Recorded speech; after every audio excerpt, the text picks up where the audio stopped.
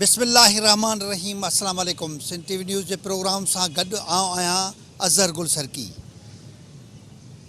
असां हिन वक़्तु प्रोग्राम क़बीलाई खेड़नि जे हवाले सां करे रहिया आहियूं, जेका क़बीलाई वेढ़ांद ॻोठनि जा ॻोठ, इलाइक़नि जा इलाइक़ा बर्बाद ऐं वीरान करे छॾनि थियूं। इहे वेढ़ांदियूं सिंध जे लाइ ॼणो हिकिड़ो नासूर बणियल आहिनि। सिंध जे माण्हुनि जी माशी थोरी समाजी हालत तमामु हिकिड़ी सख़्तु मुतासिर थिए थी। उन इलाइक़नि में स्कूल वीरान थी वञनि था। हज़ारनि एकड़नि ते जेके ज़मीनूं आहिनि उहे जेके आहिनि बंजर बणिजी वञनि थियूं, उहे गैराबाद बणिजी वञनि थियूं ऐं उहे जेके आहिनि हिकिड़े ॾोहारी क़िस्मनि जे माण्हुनि जे ठाहिण जूं फैक्ट्रियूं बि बणिजी वञनि था। इहे क़बीलाई जहिड़ा हिन वक़्तु सिंध उत्तर सिंध में शिकारपुर ज़िले अंदरि बि जेके क़बीलाई जहिड़नि जी सूरत हाल आहे उहा इंतिहाई हिकिड़ी ॾुखाईंदड़ सूरत हाल आहे।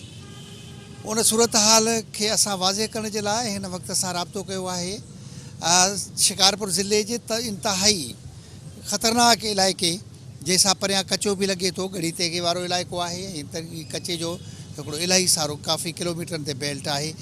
खानपुर तालके वारे इलाइक़े मां असांखे सूरत हाल वाज़े करे रहियो आहे ज़ुबैर अबड़ो। सिंध टीवी न्यूज़ जो रिपोर्टर आहे।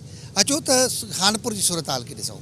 जी अज़हर गुल, मां तव्हांखे ॿुधाईंदो हलां त खानपुर तालके जे अंदरि जेकी क़बीलाई तकरार आहिनि उहे चोट चढ़ियल आहिनि, जंहिंजे करे मईशत ते ऐं तालीम ते घणो मुतासिर थी आहे। मां तव्हांखे ॿुधाईंदो हलां त खानपुर तालके जे अंदरि मुख़्तलिफ़ बिरादरियुनि में क़बीलाई तकरार जेको आहे सो जारी आहिनि ऐं जंहिं सबबु जेको आहे बदअमनीअ जी जेकी लहर आहे उहा केतिरे अरसे खां जारी आहे। मां तव्हांखे ॿुधाईंदो हलां त क़बीलाई तकरार जेको आहे मामूली ॻाल्हियुनि तां जेको आहे सो पंहिंजे मुख़्तलिफ़ बिरादरियुनि में जेके जहिड़ा थियनि था उन्हनि खे जहिड़नि खे ख़तमु करण जे लाइ रियासत या उतां जा बासर वॾेरा जेको आहे फौरी तौर ते किरदारु अदा नथा कनि, जंहिं सबबु जेको आहे उहे क़बीलाई जहिड़नि में जेको आहे तब्दील था थी वञनि ऐं जंहिंजो नतीजो इहो ई आहे त उन्हनि क़बीलनि में जेको आहे सो रतो छाण थिए थी ऐं उन क़बीलाई तकरार में जेको आहे 40 खां 50 माण्हू जेको आहे सो गोलियुनि जो खाज बणिजी वञनि था, जंहिंमें औरतूं मर्द ऐं ॿार शामिलु आहिनि। पर रियासत पंहिंजो किरदारु अदा नथी करे ऐं उन सां गॾोगॾु जेके उतां जा सरदार आहिनि, बासर जेके सरदार आहिनि, पंहिंजे बिरादरियुनि में जेके मामूली ॻाल्हियुनि तां जेके जहिड़ा शुरू थिया आहिनि उनखे फौरी तौर ते रोकण जे लाइ के बि जोगा उपाय यकदमि न वरिता आहिनि, जंहिं सबबु जेको आहे हिन वक़्तु उहे क़बीलाई तकरारनि में तब्दील थी विया आहिनि। जेके धुरियूं जेके हिन वक़्तु बि जेको आहे पंहिंजनि घरनि ताईं मोर्चा आॾे जेको आहे सो वेही रहिया आहिनि ऐं वक़्तनि वक़्तनि जेको आहे उहे हिक ॿिए मथां जदीद हथियारनि सां जेको आहे फायरिंग करे ॾींदा आहिनि, जंहिं सबबु जेको आहे क़बीलाई तकरार मुख़्तलिफ़ वक़्तनि ते 4, 5, 6 माण्हू जेको आहे अजल जो शिकार थी वेंदा आहिनि।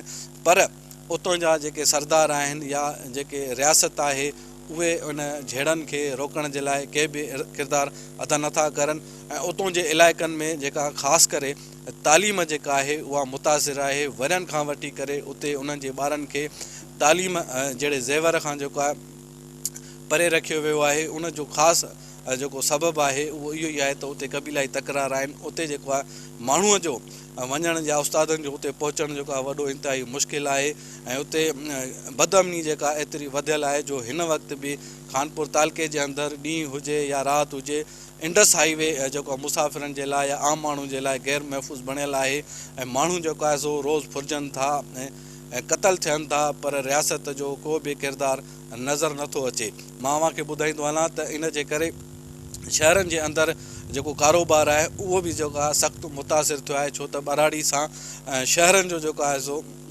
अचु वञु जेके थिए थी त उन सां कारोबार जेको आहे वधीक थिए थो। पर हिन वक़्तु जेके क़बीलाई तकरार आहिनि उन्हनि सबबु जेको आहे माण्हू जेको आहे पंहिंजे घरनि ताईं महदूद आहिनि ऐं शहरनि में जेको कारोबार आहे उहो इंतिहाई जेको आहे सो घटिजी वियो आहे, जंहिं सबबु जेको आहे कारोबारी जेको तबिको आहे उहो बि सख़्तु परेशान आहे। ॾिसजे क़बाइली इलाइक़नि जे झेड़े खे तक़रीबन ईअं सम्झो कि 2 दहाइनि खां मथे अरसो थियो आहे क़बाइली असांजो तालको खानपुर हुजे।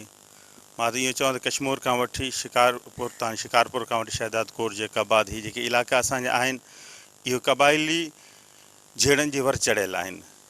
हिन महिल ताईं हिन जो कंहिं क़िस्म जो को सदेबाब थियल न आहे।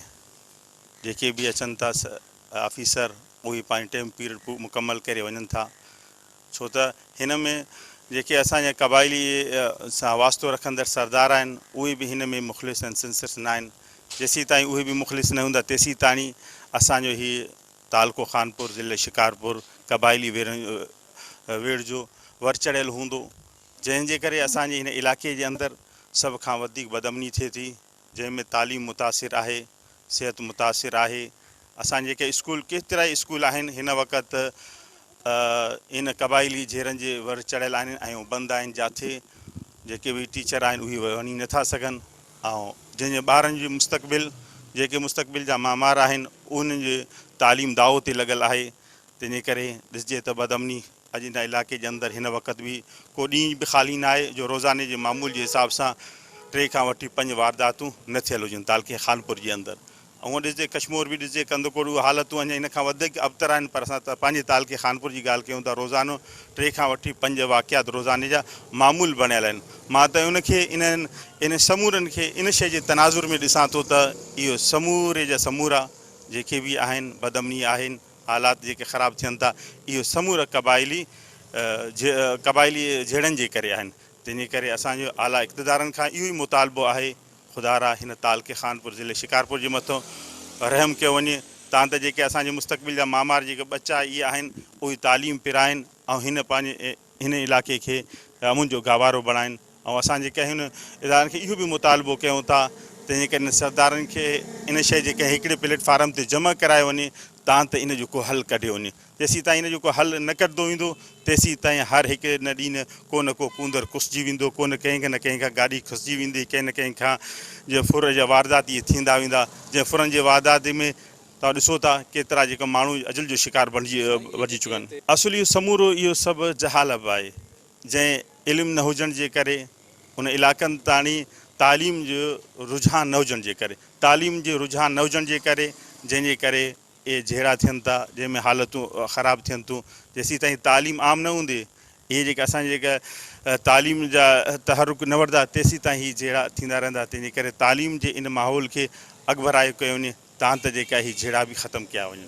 क़बीलाई दहशतगर्दी हिकिड़ो नासूर आहे, ऐं क़बीलाई दहशतगर्दी छो शुरू थींदी आहे, छाजे करे शुरू थींदी आहे? सभ खां जेको बुनियादी कारण आहे उहो आहे तालीम जो फुक़दान। जॾहिं असां पंहिंजे ॿारनि खे न पढ़ाईंदासीं, ॿारनि खे स्कूल न मोकिलींदासीं, उन्हनि जी सुठी नशो नुमा न कंदासीं त पोइ उन्हनि जो जेको ब्रेन आहे उहो साफ़ु न थींदो। उन जे ब्रेन में उहो ई थींदो जेको वॾनि जे दिमाग़ में हूंदो आहे। क़बीलाई दहशतगर्दी, क़बीलाई झेड़नि में जेके मुलविज़ माण्हू आहिनि, असल उन्हनि जो कारण इहो ई आहे त दिलनि साफ़ु न हुजण जे करे। क़बीलाई झगड़नि में जेके मरनि था, काफ़ी असां ॾिठा आहिनि, जेके बि फ़ैसिला थींदा आहिनि, फ़ैसिलनि खां पोइ क़बीलाई झगड़नि में मरण वारनि जे वारसनि खे जॾहिं महिल चटी न मिलंदी आहे, पोइ इहे क़बीलाई दहशतगर्दी अञा कर खणंदी आहे। उन जे करे इहे वधंदा आहिनि। त पोइ मां ईअं सम्झां थो इन नासूर खे ख़तमु करण जे लाइ 2 शयूं करणियूं पवंदियूं। हिकु त जेके ॿार आहिनि, जेको असांजो मुस्तक़बिल आहे, उन्हनि जो क़बीलाई झेड़नि खां पासे रखी उन्हनि खे तालीम ॾियारणी पवंदी। ऐं ॿियो असांजा सरदार ऐं हुकूमत इन ते तदारुक वठे। जेके सरदार बहितरीनु कमु कनि था, जेके क़बीलाई झेड़नि जे रोकथाम जे लाइ कोशिशूं कनि था, उन्हनि खे त मां सलाम पेश कयां थो। कुझु माण्हू वरी अहिड़ा बि हूंदा आहिनि जेके इन्हनि झेड़नि जे रोकण जे लाइ कोशिशूं न कंदा आहिनि। उन्हनि खे इन में अॻिते अचिणो पवंदो, उहे कोशिशूं करणियूं पवंदियूं। क़बीलाई झेड़नि में जेके मुलविज़ बिरादरियूं आहिनि या क़ौमूं आहिनि, उन्हनि सां ॻाल्हाइणो पवंदो, उन्हनि खे ख़तमु कराइणो पवंदो। ऐं वॾे में वॾो किरदारु हिन में जेको अचे थो रियासत जो अचे थो। रियासत छा थी करे, जेॾी महिल कंहिं माण्हू जो को क़तलु थिए थो क़बीलाई झेड़नि में, पोइ उन में वॾी पैमाने ते जेका बार्गेनिंग थिए थी उहा इहा थिए थी। अगरि मारण वारा कंहिंखे 4 आहिनि त हुन FIR में 15-20 माण्हुनि जो नालो ॾिनो थो वञे। पुलिस इन्वेस्टिगेशन नथी करे, पुलिस उन जे कॾ नथी वञे, उनजो को बि अमल दख़ल नथी करे। अगरि क़तलु थियल माण्हू जेके क़तलु कनि था, जेके बेगुनाह माण्हू मरनि था, उन में मुलविज़ माण्हुनि जे ख़िलाफ़ु FIR दर्ज कई वञे त मां सम्झां थो हिकु त क़बीलाई झगड़नि में कमी बि ईंदी, ऐं ॿियो जेको अगरि कंहिं क़तल में नालो अचे थो पोइ उहो बाग़ी थो थिए रियासत जे ख़िलाफ़ु, पोइ धाड़ियल बि बणिजे थो, चोर बि बणिजे थो, ऐं पोइ क़बीलाई झगड़नि में उहो सभ खां अॻिते थो रहे। इन में रियासत खे कमु करणो पवंदो। ऐं मां हथ ॿधी अर्ज़ु कंदुमि, जंहिं क़ौमनि में झेड़ो हले थो, कहिड़ी बि क़ौम हुजे उहा, असांजे खानपुर तालुके जे मां सभिनि जे वॾनि खे हथ ॿधी हथ करुमि ख़ुदा जो वास्तो त ज़िंदगी हिकु दफ़ो मिलंदी आहे। हिन ज़िंदगी खे ज़िंदगी करे गुज़ारियो, कंहिंजी ज़िंदगी आज़ार न कयो, कंहिंजी ज़िंदगी अज़ाब न बणायो, कंहिंजे घर खे न उजाड़ियो। इन क़बीलाई दहशतगर्दी खे ख़तमु करायो त जीअं असांजा मासूम बचड़ा पढ़ी पाकिस्तान जो बि नालो रोशन कनि ऐं पंहिंजे इलाइक़े में अमुन बि कराइनि। असांजे खानपुर तालुके में क़बीलाई तकरार चोट चढ़ी विया आहिनि। पुलिस ऐं कामोरनि जी नाअहली जे करे पुलिस को बि किरदारु अदा नथी करे ऐं जेकॾहिं पुलिस ऐं जेकॾहिं हितां जा इलाइक़े जा सरदार इन अमन अमान जे हवाले सां अॻभर थियनि त शायदि अहिड़ा मसइला पेश कोन अचनि। ॿियो त शिकारपुर ज़िलो मुकमल तौरु ॾोहारनि जो क़िलो बणिजी वियो आहे। पुलिस ॾोहारनि ख़िलाफ़ का बि कार्रवाई करण लाइ तयारु न आहे। ॾींहों ॾींहुं लुट फुर मार धाड़ लॻी पई आहे, क़तलेआम लॻी पई आहे। जेकॾहिं कोई खानपुर खां शिकारपुर नथो अची सघे, शिकारपुर खां खानपुर तरफ़ नथो अची सघे, ॾोहारी टोला सरेआम ॾींहं ॾिठे जो रोडनि ते लांबारा ॾियनि था ऐं सरेआम जेको लुट फुर करे रहिया आहिनि। पुलिस ॾोहारनि सां ॿिट बणियल आहे, जंहिंजे सबबु इलाइक़े जो अमुन तबाह थी वियो आहे।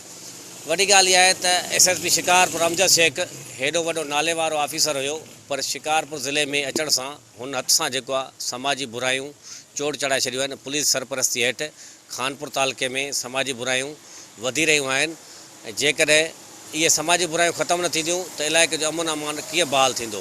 क़बीलाई तकरार तमामु घणा वधी विया आहिनि। उहो सबबु छा आहे, रिट जेको आहे सो कानून जी किथे बि नज़र न पई अचे ऐं ॿ सबब आहिनि। हिकु तालीम जो न हुजणु, जहालत। इनखे हल करण जे लाइ क़बीलाई तकरार जॾहिं थियनि था त उन में ज़ाती बुनियादनि ते हिक ॿिए जा हिकिड़े ई धक में 9 खां 10 माण्हू जेको आहे सो हिक हिक घर भातियुनि जा जेको आहे सो क़तल कया वञनि था। उन घरनि जी हालत छा हूंदी जंहिं हिकिड़े घर में 9 ॼणनि जा लाश पियल हुजनि। उन हवाले सां सभ खां वधीक जेको आहे सो ज़रूरत आहे क़बीलाई तकरार खे ख़तमु कराइण जे लाइ तालीम जी। तालीम हिन वक़्त ताईं हिन जदीद दौर में बि असांजे कच्चे जे या ॻोठाणनि इलाइक़नि में सही तरीक़े सां न पहुचाए सघिया आहिनि। इहा हुकूमत जी जेको आहे सो वॾी खां वॾी कमज़ोरी रही आहे। इन खां अलावा जेको आहे कानून पुलिस जॾहिं तव्हांजे झगड़ा थियनि था, क़बीलाई तकरार थियनि था त उन खां हर माण्हूअ वटि उनखे पंहिंजे दिफ़ा जे लाइ हथियार रखनि था। उहे दलील इहो था ॾियनि त असांजा क़बीलाई तकरार आहिनि, असां हथियार आहिनि। पोइ उन्हनि खे हथियारनि खे जेको आहे सो बदमनीअ जे लाइ यूज़ कयो वञे थो। फुर ऐं जेको आहे माण्हू अॻु आहे उनखे इहो हथियार ई आहे जेको आहे सो उनखे इहा सघ ॾिए थो त माण्हुनि खे जेको आहे सो अवाम खे फुर करनि था, अवाम जूं जानियूं वठनि था ऐं जेको आहे सो अगवा वारदात वधी वञे थी। उन में वरी इनखे ख़तमु कराइण जे लाइ मेन रोल जेको आहे सो उहो हुकूमत खे अमल कराइणु घुरिजे। पुलिस जी रिट जेको आहे सो वॾे अरसे खां असांजे खानपुर तालुके में बिल्कुलु बि नाकाम नज़र अची रही आहे। उन जे हवाले सां पुलिस जो त माण्हू माना उमेदु आसरो ई पले छॾियो आहे।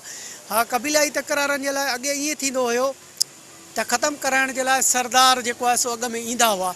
हिन वक़्तु जेका आहे सो पोज़ीशन इहा बीठी आहे जो सरदार बि क़बीलाई तकरारनि खे ख़तमु कराइण में को ख़ासि किरदारु अदा नथा कराए सघनि।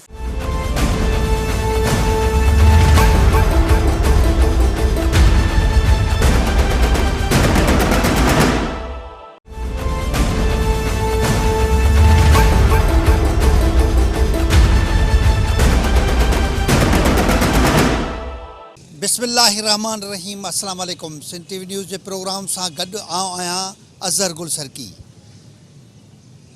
असां हिन वक़्तु प्रोग्राम क़बीलाई खेड़नि जे हवाले सां करे रहिया आहियूं, जेका क़बीलाई वेढ़ांद ॻोठनि जा ॻोठ, इलाइक़नि जा इलाइक़ा बर्बाद ऐं वीरान करे छॾनि थियूं।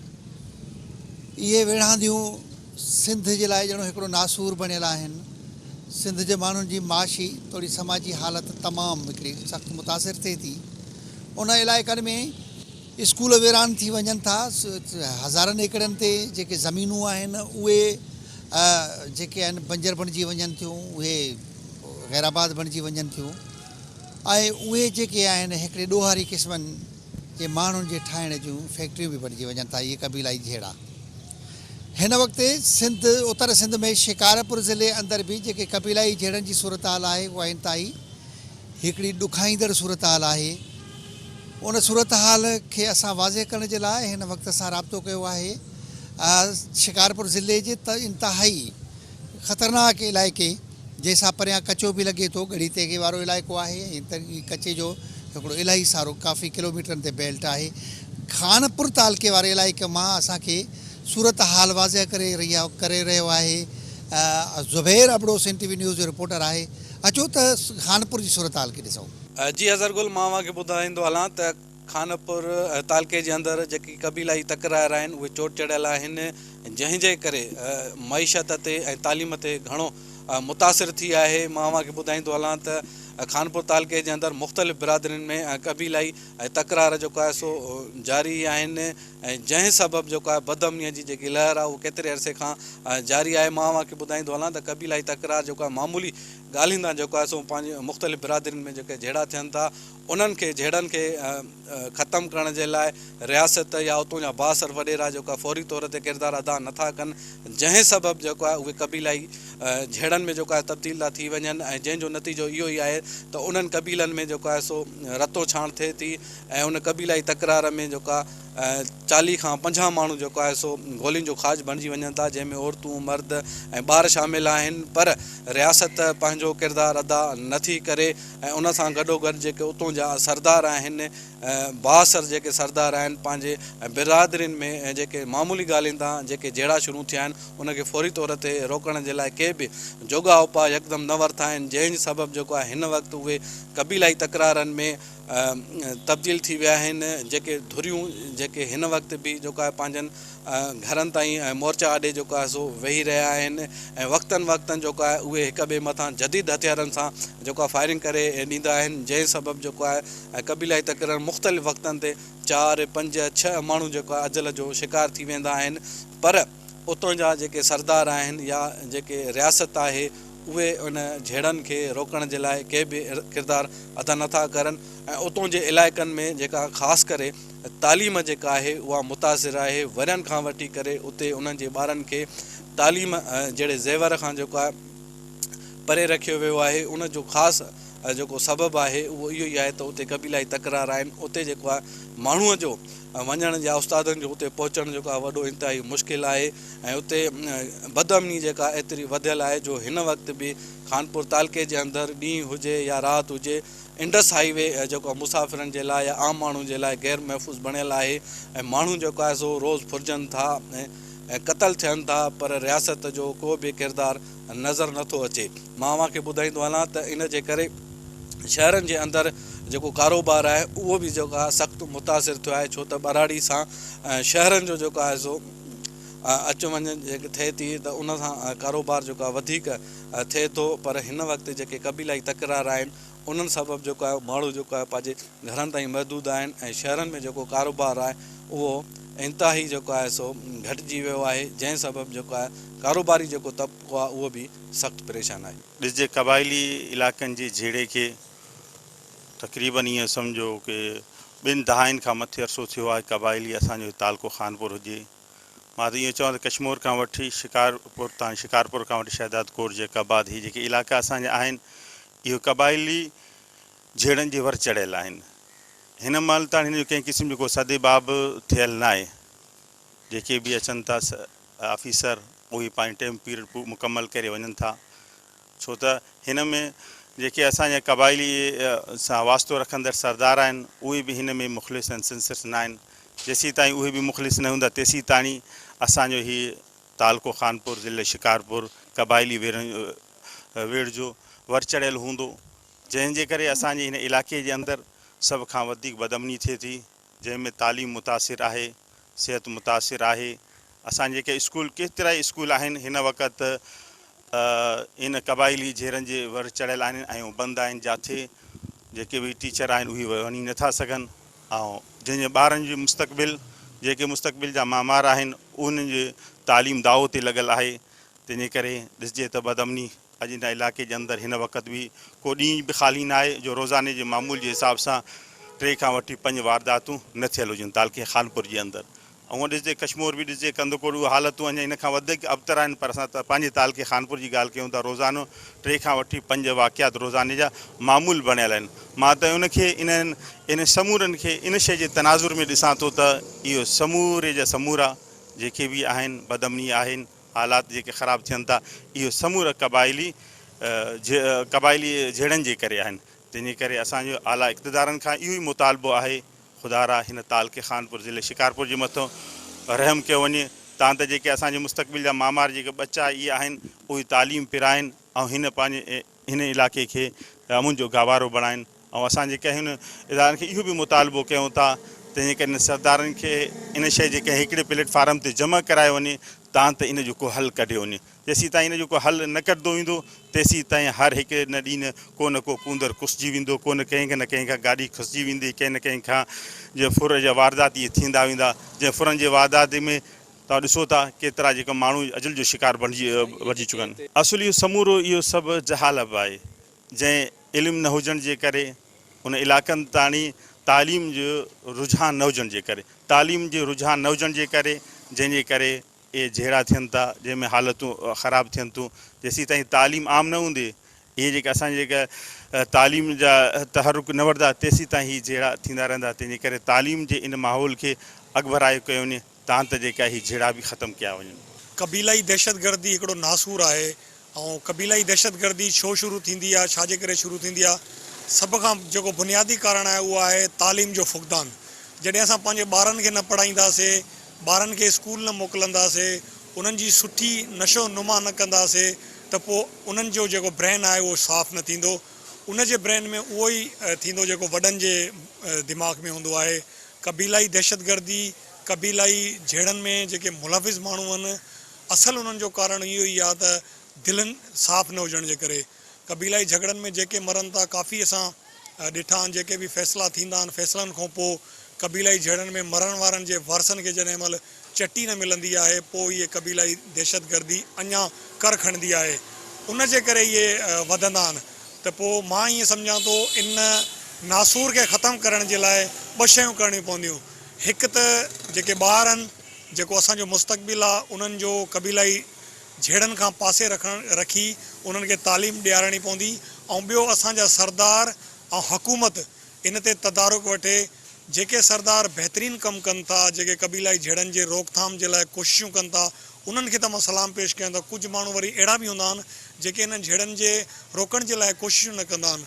उन्हनि खे इन में अॻिते अचिणो पवंदो, उहे कोशिशूं करणियूं पवंदियूं। कबीलाई झेड़नि में जेके मुलविज़ बिरादरियूं आहिनि या क़ौमूं उन्हनि सां ॻाल्हाइणो पवंदो, उन्हनि खे ख़तमु कराइणो पवंदो। ऐं वॾे में वॾो किरदारु हिन में जेको अचे थो रियासत जो अचे थो।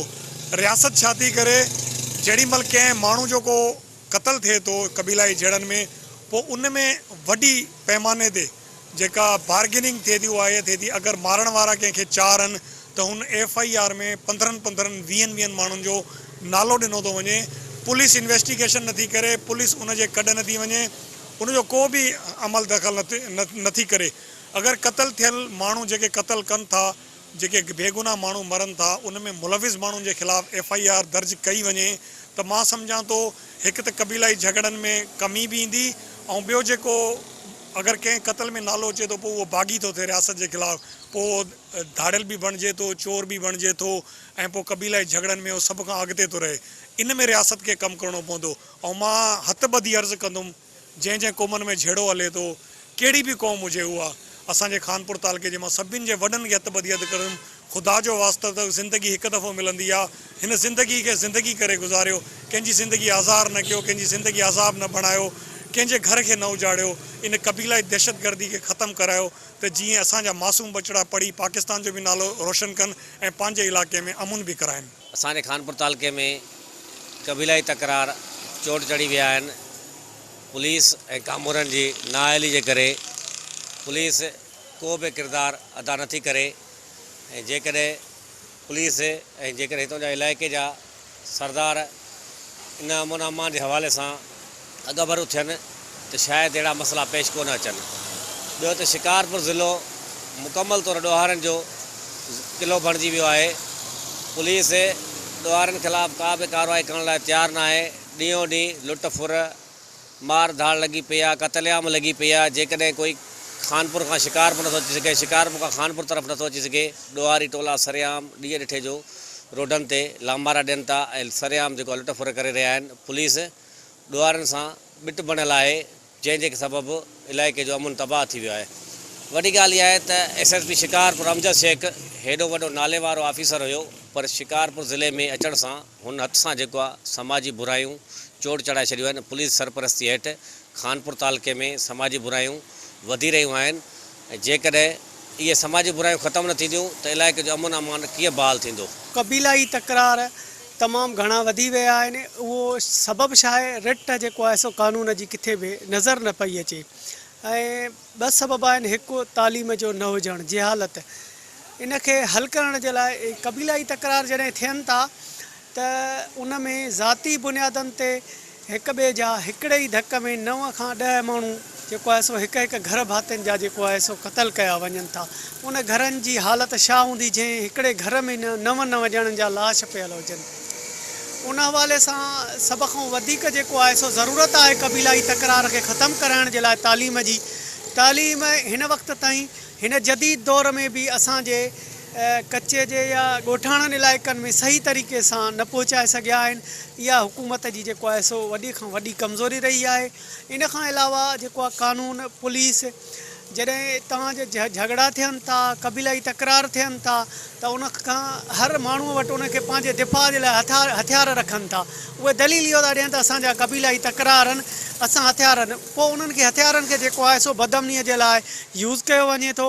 फुर ऐं जेको आहे माण्हू अॻु आहे उनखे इहा हथियार ई आहे जेको आहे सो उनखे इहा सघ ॾिए थो त माण्हुनि खे जेको आहे सो अवाम खे फुर करनि था, अवाम जूं जानियूं वठनि था ऐं जेको आहे सो अगवा वारदात वधी वञे थी। उन में वरी इनखे ख़तमु कराइण जे लाइ मेन रोल जेको आहे सो उहो हुकूमत खे अमल कराइणु घुरिजे। पुलिस जी रिट जेको आहे सो वॾे अरसे खां असांजे खानपुर तालुके में बिल्कुलु बि नाकाम नज़र अची रही आहे। उन जे हवाले सां पुलिस जो त माण्हू माना उमेदु आसरो ई पले छॾियो आहे। हा, क़बीलाई तकरारनि जे लाइ अॻे ईअं थींदो हुयो त ख़तमु कराइण जे लाइ सरदार जेको आहे सो अॻ में ईंदा हुआ।